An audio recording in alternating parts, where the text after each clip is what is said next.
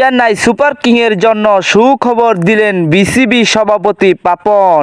বাংলাদেশ বনাম Zimbabwe series শেষ হওয়ার পরপরই বিসিবির নিকট একটি ছাড়পত্র দিলেন চেন্নাই সুপার কিংয়ের দলের মালিক, কিন্তু না তেমন ভাবে গ্রহণযোগ্য করেননি ছাড়পত্রটি বিসিবি সভাপতি পাপন।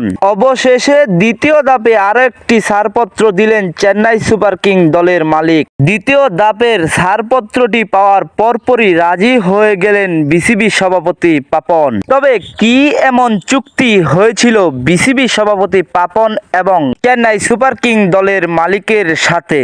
চেন্নাই সুপার কিং দলের অনেকটাই প্রয়োজন ছিল মুস্তাফিজুরের, কিন্তু জিম্বাবু সিরিজের জন্য ফিরে আসতে হলো মুস্তাফিজকে। অপরদিকে মুস্তাফিজুর আসার পরপরই চেন্নাই সুপার কিং দলের ফাস্ট বোলার গুরু ইনজুরির কারণে বসে রয়েছে, তাই ভালো ফাস্ট বোলার না থাকার কারণে মুস্তাফিজুর রহমানকে অনেকটাই প্রয়োজন ছিল চেন্নাই সুপার কিং দলের। তাই একে একে দুইটি ছাড়পত্র দেওয়ার পর রাজি হলো বিসিবি সভাপতি পাপন।